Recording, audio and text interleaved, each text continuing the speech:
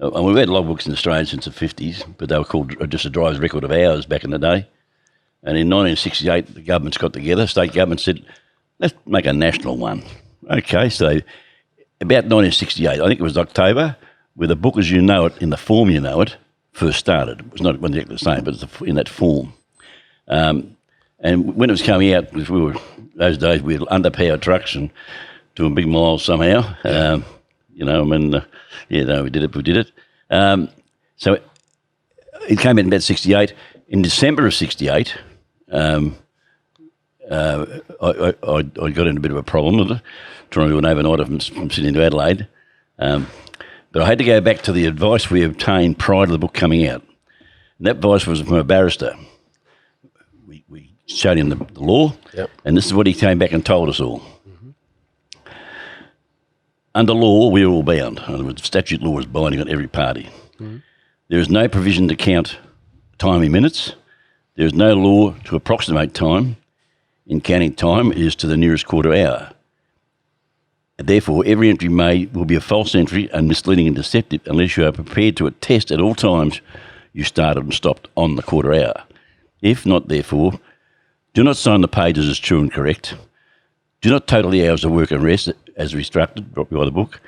Do not produce to an authority a logbook record you know could be false or could be a false record. You can work midnight to midnight 24 hours. And remember, there is no such thing as a little lie is all right, the big ones aren't. In other words, 1 minute or 30 minutes, it's still a false entry. Now, that was the advice we took, and I can tell you that that's how we used the book for many years until, the first one was in 69. 6 months after they stopped me at not to say I was the first one, they stopped me at Swanhill and said, "You're over your time.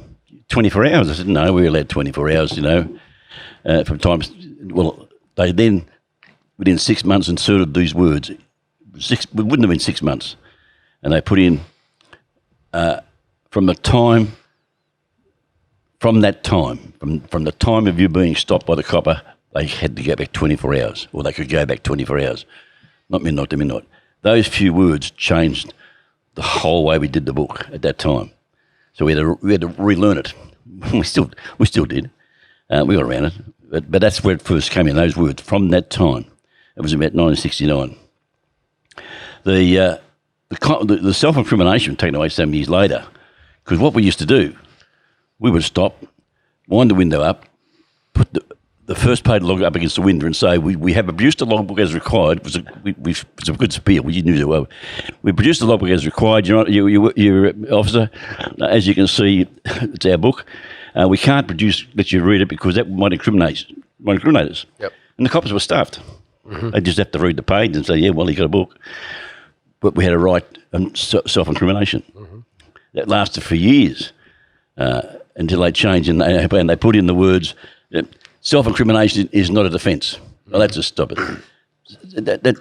So their intent was at all time, we don't care whether you fill a book out, but we want to fill it out our way. Yep. If you don't do it our way, we're going to pinch you. Yep. So it wasn't a record of hours that they are after. It was just do it our way or we're going to get you, Yep. But that's two major ones that happened right back then, Yep. When myself and many other of my dinosaur mates, we did our own TVs. I mean, I haven't signed a logbook page since 1968, right? And I've been stopped by the heroes of transport on the roads, and I offer them the same challenge every time. Yep. And that was up until last year, year before last, the last time I said, I don't sign pages, never have, never will, until it's marked in minutes. But near enough. And then they changed the law again. The last work diary amendment, they put in the words, this is how we want you to count time. If you work 17 minutes, you've got to class it as 30. If you work 13, you've got to class it as 15. Yeah. Go back to that, what we were told by the barrister many years ago. It's a lie. So now we have a law saying you will commit a lie. Yep. You'll put in the times as we said. You'll sign it as true. You'll add up the hours. Hang on a minute. Let's just have a look at this. In a normal day of 10 stops, it's a possibility to put a mistake to 156 minutes in that book Possible. That's the maximum. It could be less, but that's the maximum. Working on a 13-minute false entry each time you put that entry in. Mm-hmm. So at the end of the day, you've worked 152 minutes less than you could have. Yep. So the question is, well, what do I do now? I've done me 12 hours or me 24 hours, me 14-hour shift. How do I do? Do I now use up the time that I should have had? Yep. And when you get stopped, you're going to get pinched for being 2 hours over. Yep. So where's the defence? There is no defence. So, I mean, this is what it's. So my argument is simply, since they brought in counting time that way, I refuse to add up my time anymore. Yep. I just refuse. I let them add it up. If they want to say whatever it says, that's their prerogative. Yep. I do produce the book at this time because, well, that's their decision. The other times I just say, I open the door and say, there's the book there, I'm not going to give it to you. Yep. Handing a book to a copper or a person of authority that you know is false or misleading is an offence. It's an indictable offence. Yep. Well, 702 of the Act makes it an offence. Yeah. Let's, at the very start, the very front page of a work diary, right? I've got mine here, all right? I've got one of my full ones. Like you'll see, it's full to the very end. Look, really? 97, yeah, look. Who brung you? I don't work more than 21 pages in the book and I haven't done for 20 years. This is a book from 2017 and it's full, right? It's completed. Full. Now, you see the front page here, right? When you go into the Queensland Transport or Vic Roads or RMS and you buy a book, right, and the person at the counter takes your old book or you feeling you've lost it or it's stolen or whatever, right? Yeah. And you have to sign the very first piece of paper, right? There's a page that gets torn out. Now, it's a $2,200 fine to you, the driver, if that person doesn't send it to the National Heavy Vehicle Regulator.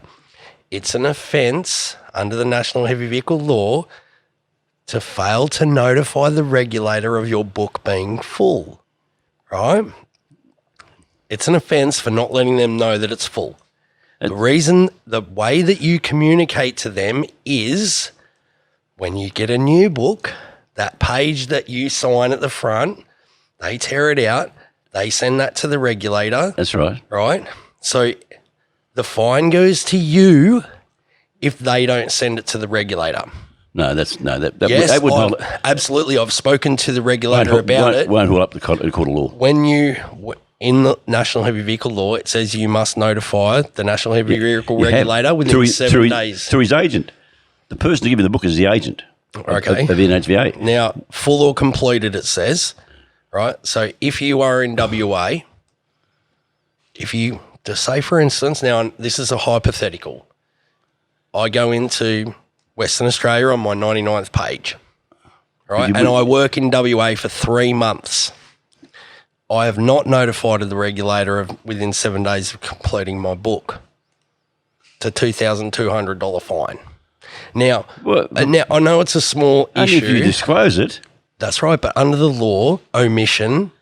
No, wrong. No, use the law against the law. No, too many people follow this crap. Now, how many people get fined for not notifying the regulator? I'm not sure. I wouldn't know. I'm sure it wouldn't be many, but the fact is that it's up to the driver. Under the law, it says the driver's responsibilities is to notify the regulator when their work diary is completed.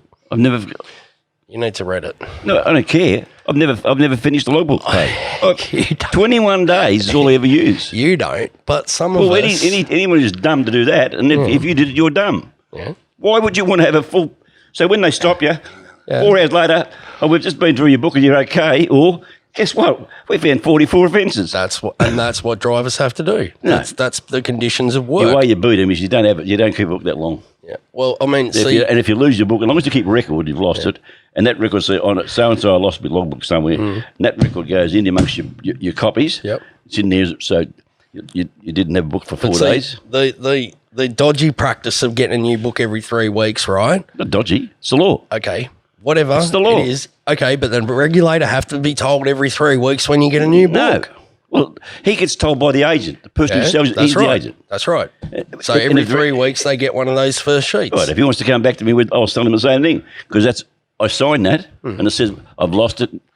You know, but it doesn't matter. You're still screwed. Is the point that I'm making? No. Only if you try. If you're screwed the minute you step into a truck. Yeah. The minute you put your foot in the truck every day, you were screwed because you were going to break the law that day. Somehow, somewhere, you're going to break the law.